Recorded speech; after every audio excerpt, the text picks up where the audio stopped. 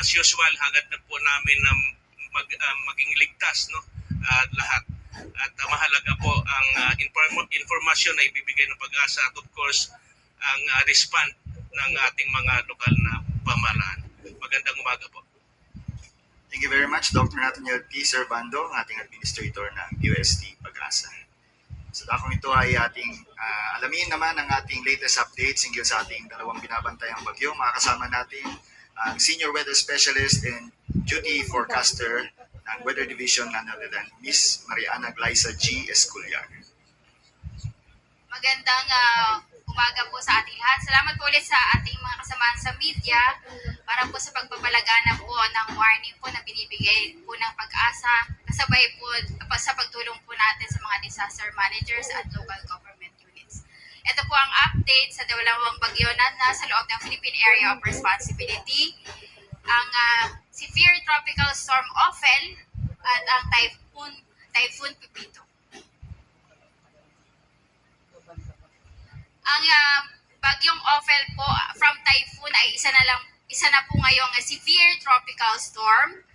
Huling namataan po natin 195 km kanluran po yan ng Itbayan, Batanes.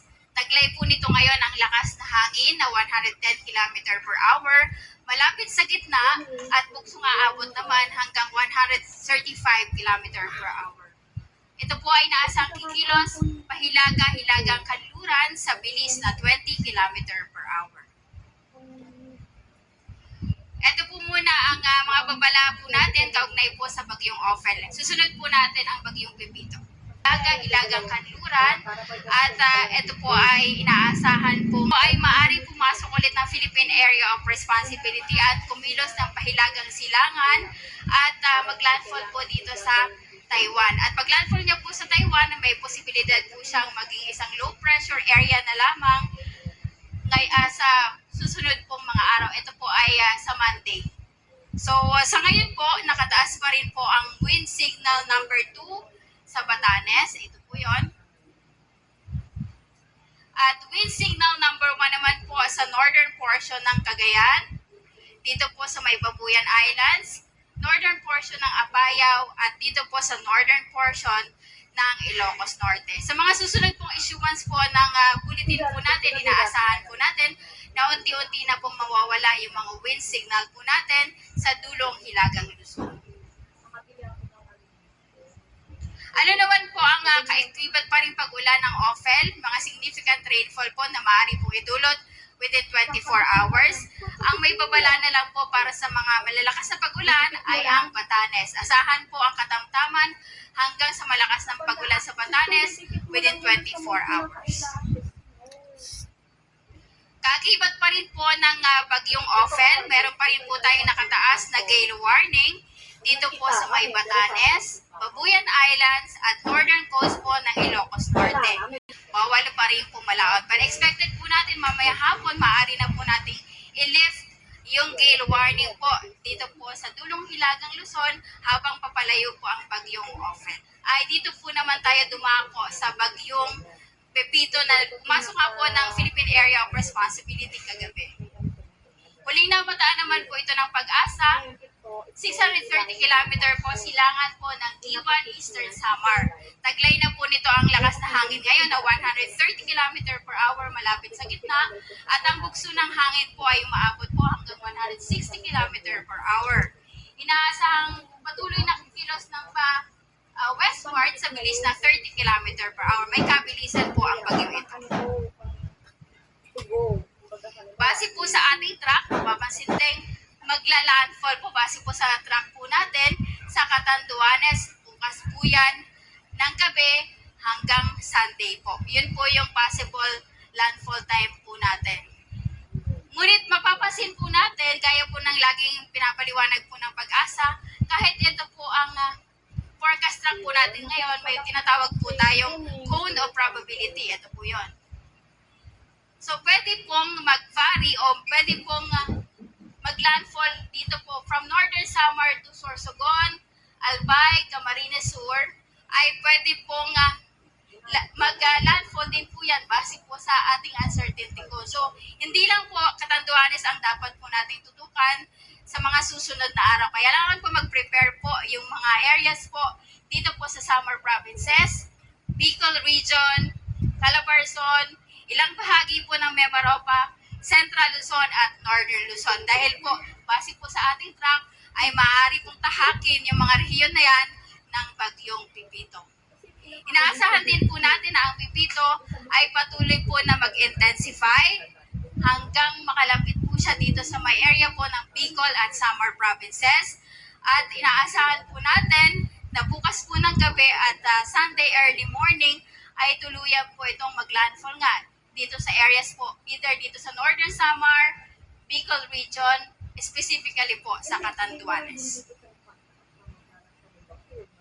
Nakataas na po ang wind signal number 2 sa eastern portion ng Northern Samar. Ito po yun. At sa northern portion ng Eastern Samar. At wind signal number 1 naman po, eastern portion ng Quezon Province, Camarines Norte, Camarines Sur, Catanduanes, Albay, Sorsogon, Masbate, kasama po dyan ang Urias at Icao Islands. At dito po sa Northern Samar, nalalabing bahagi ng Northern Samar at nalalabing bahagi po ng Eastern Samar, kasama na po ang probinsya po ng Biliran. Inaasahan din po natin na habang papalipit ang bagyo ay itataas po natin yung mga warning signal dito po sa areas po kung saan nakataas na po ang wind signal number 2 and number 1. So dito po sa Bicol Region at dito po sa Samar Provinces, expect po natin na pwede po nga itaas po ng pag-asa ang wind signal dyan dito 3, 4, and 5 po. So hindi po natin nirule out na bago mag-landfall ay pwede pong maging super typhoon ang bagyong Pipito.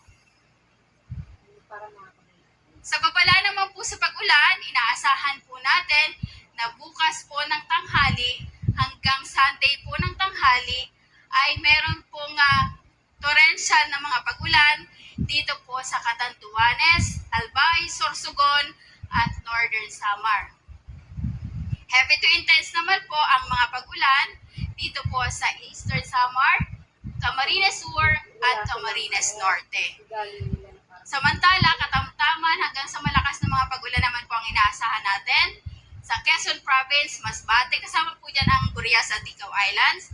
Dito po sa Samar at dito po sa may Biliran, kasama na po ang Leyte Province. Simula naman po linggo ng tanghali hanggang Monday po ng tanghali, inaasahan natin na dadami po yung lugar na magkakaroon po ng malalakas na pag-ulan. Simulan po natin sa intense to torrential. Ibig sabihin po, walang humpay po ang mga pag-ulan na inaasahan po natin dito po sa areas kung saan po nakapula po yung mapa. So dito po sa Aurora, Quezon, Camarines Norte, Camarines Sur, Catanduanes, inaasahan natin habang dumadaan ang bagyong Pipito ay walang humpay po ang pag-ulan dyan kasabay po ng kanyang pagdaan. Samantalang matitinding pag-ulan din po ang inaasahan pa rin sa Albay, Sorsogon, Northern Samar, Marinduque, Cavite, Laguna, Rizal, Metro Manila, Bulacan at Nueva Ecija. Samantala naman po, katamtaman hanggang sa mga malalakas na pag-ulan naman po ang inaasahan pa rin dito po sa Samar, Eastern Samar, Masbate, kasabay na po ang Romblon, Oriental Mindoro, Batangas, Pampanga, Bataan, Zambales, Tarlac, Pangasinan, Nueva Vizcaya at Carino. Kung mapapansin po natin, yung buong Luzon, kasama na po yung malaking bahagi ng Eastern Visayas, ay sakop po ng hazards po na maaaring idulot po ng bagyong Pipito habang ito po ay namamaybay dito sa rehiyon po ng Eastern Visayas, Bicol Region, Calabarzon, Mimaropa, Central Luzon, at meron din pong areas sa Northern Luzon. Samantala naman po, ang banta po ng storm surge sa bagyong Ophel, hindi po ito na-tackle kanina, meron pa rin po dito 1 to 2 meters pa rin po dito sa Batanes, Cagayan, Ilocos Norte at Ilocos Sur. Samantala, ang bagyong Pipito po ay may banta po ng storm surge dito po sa bahagi po ng Catanduanes, Camarines Sur, Camarines Norte, Masbate at Quezon Province. Kasama po ang kanlurang bahagi po ng Sorsogon. 2.1 to 3 meters po ang storm surge na maaaring idulot po ng pagdaan ng bagyong Pipito. Samantala sa Albay naman, Biliran, nalalabing bahagi ng Camarines Sur, Eastern Samar, Northern Samar, Quezon, Samar, ito po yung Samar, western part ng Samar po yan, at Sorsogon, inaasahan naman po na 1 to 2 meters naman po ang pwedeng storm surge na maidulot po sa pagdaan